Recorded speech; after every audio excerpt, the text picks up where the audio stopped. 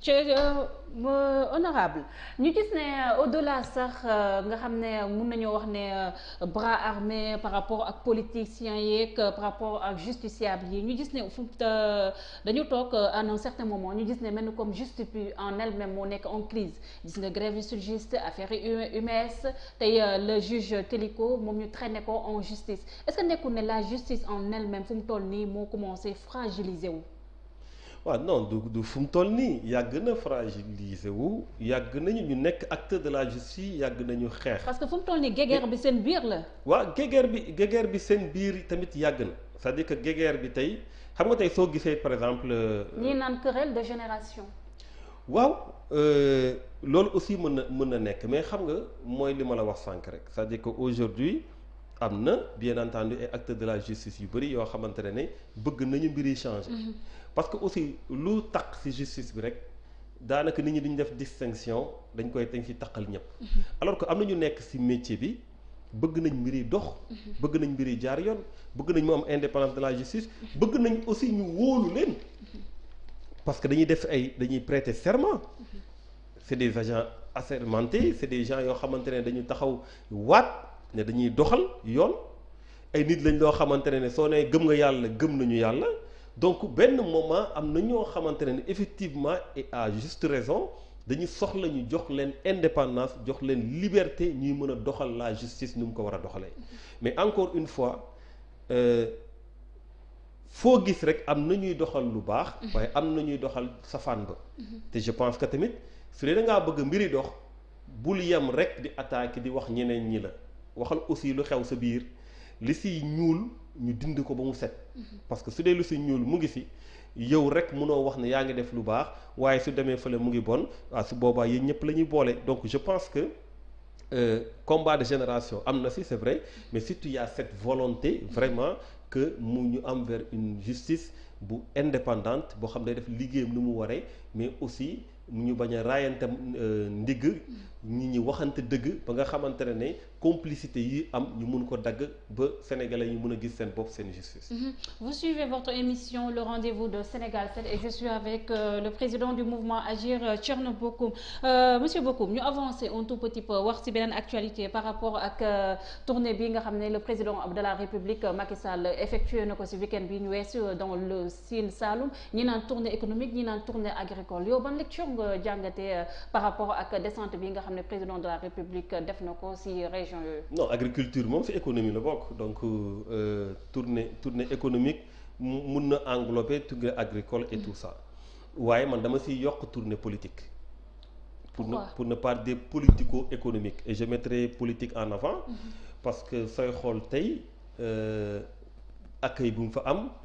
militants yi ni ñu ñëwee et cetera tu as l'impression que pratiquement campagne électorale lañ nekkoon ci contexte bi nga xamante ne dañuy wax les mesures barrières contexte bi nga xamante ne dañuy xeex Covid-19 coronavirus contexte bi nga xamante ne président de la République ci boppam dafa def ay déclarations yu dul jeex pour wax sénégalais yi nañu def tout pour ñu respecter mesures yoo xamante ne jox nañ ko je pense que moom ci boppam warul jiite li nga xamante ne day tax ñu ne fii de respecté wuñ ci mesures barrières yi wala fii de luñ ci woon wax luñ doon wax nit ñi nañ ko respecté. Mais on a vu le président avec son masque quand même. waaw le président avec son masque c'est pas seulement le président qui est important bu leen fàttali ne les tournées du président de la République dafay indi jaxasoo dafa am ñuy jóge fu ne am na ñu mu indaale Dakar ñu ñëw bokk ci groupe bi am ñu fa fekk am ñoo xamante ne sax peut-être ay responsables politiques lañ ñu ngi dëkk fii Dakar occasion boobu la ñu am dem fekk ji ko donc su dee ñaanuñu ko yàlla feebar bi mu ngi fa woon mais mën na law très facilement ñëpp xam nañ nan la ñuy contaminer noonu lay jàllee. je pense que regroupement yu mel noonu tey jii su ñuy dem di xalaat ne yenn regroupement yi war nañ ko def ak waruñu ko def moom mu ñëw ne fàng ne def leen daanaka sax ñu bëri dañ ko imiter parce que yàggul gis nañ yeneen ministres yu taxaw def ay mobilisation yoo xam ne te amul distanciation physique amul dara. nguur soo ko yoree da ngay gouverner par l'exemple. mooy bu gën a gaaw. looy bëgg nit ñi def ko commencer par def ko yow ba pare waaye loo xas ba def xamal ne ñëpp dañ la ciy topp parce que doo amati lay mënuñu nag continuer ci discours moo gën a yomb lépp nañu jëfe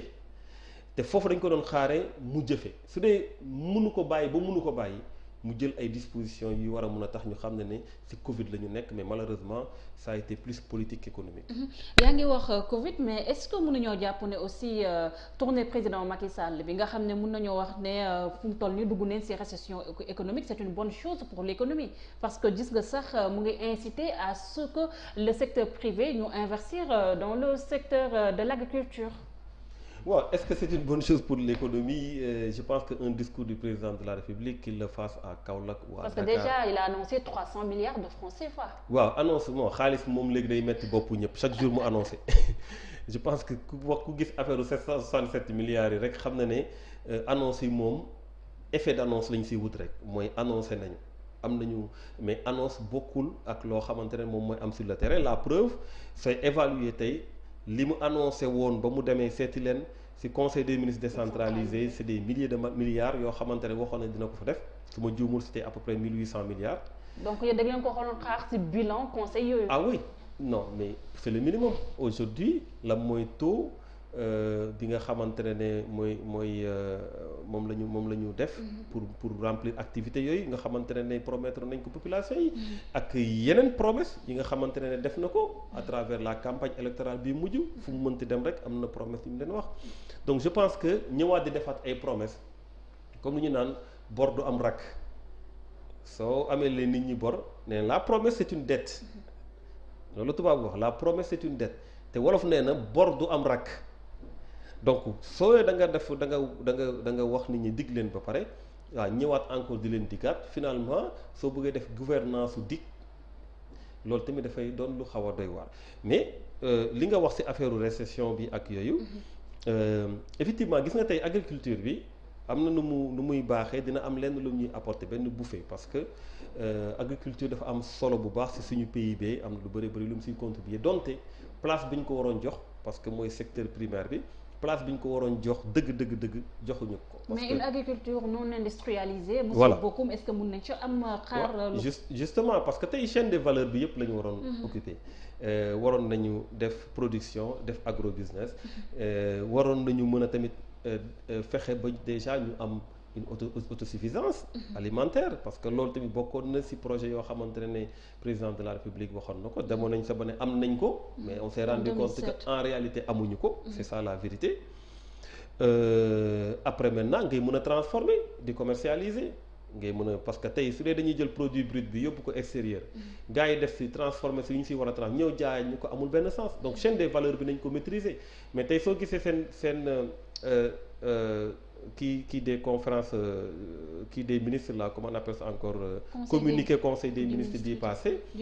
bi mercredi passé président de la République mu ngi siy wax waxu tracteur nañu xool nañu kii mais donc loolu c'est un sujet boo xam ne depuis 2012 jàppoon nañ ne même avant 2012 gis ngeen président Wade projet yi mu amoon ci tracteur et tout ça donc ñu jëm ci côté boobu gën a moderniser l'agriculture dans notre pays. Est-ce que finalement monsieur Bocoum mën nañoo wax ne président de la République fu mu toll nii dafa ay erreur de politique économique am dañ ko rattraper bu ñu gisee BRT banque fi TER banque fi tey jii Covid bi ñëw na mettre ko ci ay erreur am est-ce que nekkul mu ñu wax ne président de la République fu mu toll nii essayer de rectifier le tir. waaw xam nga Covid bi daf ñu doggali Covid bi rey ñu de daf ñu doggali c'est ça qu'il faut comprendre. Parce que Covid moom indi na problème fépp. loolu mooy la vérité pays boo dem Covid bi am na lu mu fi moo tax damay naan ci période de relance la ñu nekk ñëpp ñu ngi wax nañu relance économie mais ñun Covid bi daf ñu doggali. Effectivement façon bu ñu téyewoon suñu économie façon bu ñu ko doon gérer moo ñu indil ci situation bi parce que tey luy gën a financer suñu économie tey mooy la dette mooy leb même enquête bu ñu def ci biir Covid bii nii suñu dette yokkaat na encore de 3 pour cent c'est-à-dire que tey ñu ngi jógee 65% à 68% du PIB c'est-à-dire que seuil CEDEAO c'est 70% on est à 2% ci seuil boobu donc su dee leb ñun la ñuy gën a utiliser pour financer suñu économie mais soo lebee da nga koy def foo xamante ne daf lay mën a indil ay capitaux loolu la ñuy wax retour d'investissement maanaam dugal naa ko foo xam ne dafa am lu may yokkal après lu may indil ba finalement mu mën a récupérer loolu mën a parce que da ngay fay ngay fay ba pare y a le service de la dette y a énormément de choses yoo xam dafay peser donc investissement yu jëm comme terre bi investissement yu mag la yu rëy la yu diis la si moment bi nga xamante ne yow luy mën a téye sa économie maanaam luy mën a tax nga mën a dund soi-disant foofu investiroo fa lu ñu fi waree. tey jii secteur primaire bi wax naa la ko léegi lu ñu si waroon investir def ko si. muy agriculture bi ba nga xamante ne day am autosuffisance alimentaire ñii di mën a consommer local ñii di béy di dund comme ni ñu koy waxee xam nga loolu ay concept yu yàgg la. tey gars yi ñoo koy wëlbati rek di ko indiwaat ne mais béy di dund moom loolu mooy premier BABA boo xam ne war nga ko mën a def pour sa économie taxaw. nga mu li ngay dundee li ngay sol ak lépp nga koy mën a jëlee sa réew loolu déjà effort la woon boo xamante ne waroon nañ ko mën a def. waroon nañu également mettre l'accent sur le secteur privé gën ko dooleel parce que tey sooy xool su dee état moom mooy recruter su dee état moom mooy joxe liggéey mooy joxe marché mooy joxe lépp nga nekk ci secteur informel boo xam ne moo recruter presque 92% de la population active mais loolu lu muy tekki mooy que ne fu nit ñi nekk dëgg mais foofu nga war a dooleel parce que foofu tey mooy problème bi. da ngay xool secteur tertiaire bi bénéfices yi ñuy def banques yi 74 milliards de bénéfices télécom bi c'est des milliards en plus finir ñooñu ñëpp sooy xool soo leen di tënk ay entreprises étrangères lañ yi nga xamante ne suñu defee seen bénéfice ba pare fay lu ñu mën a fay ay impôts et cetera dañuy jël seen xaalis yóbbu. donc ñun fu ñuy war a mën a amee doole.